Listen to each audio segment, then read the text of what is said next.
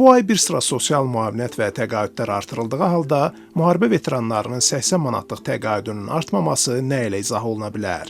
Bu təqaüd təxminən 180 min müharibə iştirakçısını əhatə edir. Əmək və Əhalinin Sosial Müdafiəsi Nazirinin müavini Rəşad Mustafayev bunun səbəbini izah eləyərkən deyib ki, dövlət sosial təminat tədbirlərini əsasən əmək qabiliyyəti məhdud olan şəxslərə tətbiq eləyir.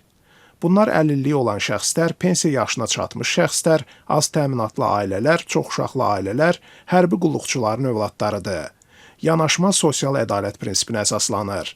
Veteranlar əmək qabiliyyətli insanlardır. Biz veteranların rifahının uzunmüddətli, dayanıqlı şəkildə dəstəklənməsinə daha çox təşviq edirik. Onların məşğulluq imkanlarının artırılması, kiçik biznesə çıxışı təmin edilir. Bunlarla bağlı da mühüm addımlar atılır. İqtisadçı Məmməd Talıblı deyir ki, nazir müavininin məsələyə yanaşması aşağılayıcı münasibətdir. Ekspert xatırladır ki, Azərbaycanda müharibə veteranlarına xüsusi aylıq təqaüd 2019-cu ildən tətbiq olunur. Əvvəllər veteran statuslu şəxslərə aylıq 30, sonra 50 manat məbləğində müavinət verilirdi.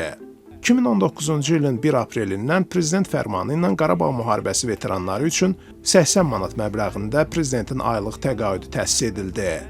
İqtisadçı yada salır ki, 2019-cu ildən bu günə qədər veteran təqaüdünün məbləği dəyişməyib. Halbuki aradan keçən müddətdə ölkədə kommunal xidmətlərin tarifləri və yaşam xərcləri xeyli artıb.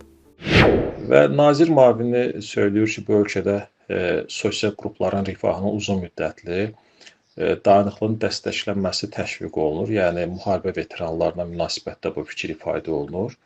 Açığı bu fikri adam eşidəndə bunu təəccübünü gizlədə bilmir. Çünki rifah yoxsul və gəlirlə bağlı bir anlayışdır və 80 manatlıq müavinət alan bir insanın rifahından danışmaq sadəcə gülüncdür. Azərbaycanda sosial ödənişlərin içərisində ən aşağı müavinət məbləği məhz bu müharibə veteranları alır. Və bilirsiniz ki, 80 manatlıq müavinətin özü ölkədə minimum əmək haqqının 20% deməkdir.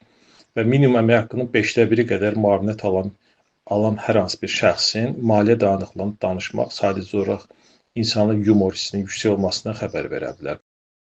Ehtiyatlı olan hərbçi AXCP fəalı Qulu Məmmədli deyir ki, bir neçə il əvvəl xalqda belə bir düşüncə var idi ki, 44 günlük Qarabağ müharibəsindən sonra iqtisadi durum yaxşılaşacaq. Amma bu ümid özünü doğrultmadı. Deyir, sosial-iqtisadi səbəbdən intihar edən müharibə iştirakçılarına olan laqeydliklə yanaşı, təqaüdün aşağı olması da problem olaraq qalır. Bu veteran pullarının təyin olunması məsələsində hətta Azərbaycan hökuməti bir ildə gecikdi. Yəni 2021-ci ildən verilməli olan o veteran pullarını onlar bir ildə gecikdirib o pulları belə deyək də vermək istəmədilər. Mən bunun hesab etmirəm ki, Azərbaycan hökumətinin kifayət qədər pulu yoxdur. Yəni Azərbaycan dövlətinin pulu yoxdur ki, bunu qarşılaya bilsin. Məsələn, elə Afrikaya, nə bilim, Avropa kilsələrinə, dünyanın başqa yerlərində olan layihələrə ayrılan pullar və yaxud da Azərbaycanda tikilən o heç bir istifadəsiz qalmış aeroportlar, nə bilim, Milli Bankın binası və digərlərindən əgər deməli kəsilsəydi, yəni onlar o təmtərada tikilməsəydi, veteran pullarını dəfələrlə artırmaq mümkün idi. Veteranlarla işləmiş iqtisadçı Rəşad Həsənov söyləyir ki, aktiv sosial müdafiə mexanizmləri olsa belə, passiv sosial müdafiə mexanizmlərinə ehtiyac qalır. Çünki veteranların bir çoxunun səhhətində problemlər var. Bu təqaüd təyinatlı təqaüddür. Konkret məqsədlər üçündür. Bu təqaüdün məbləğini təyin edən xərc istiqamətlərinin strukturu nəzərə alınmaqla məbləğə dəyişiklik edilsin. Kommunal xərcləri Tarif Şurası müəyyən eləyir. Nazirlər Kabineti dedi ki, bir şəxs üçün 6 kub su istehlak norması sayılır. Deməli, su xərci 3 manata artırılırsa, təqaüd də müvafiq olaraq artmalıdır. Biz bununla bağlı təkliflər də vermişik. Hələlik dəyişiklik edilməyib.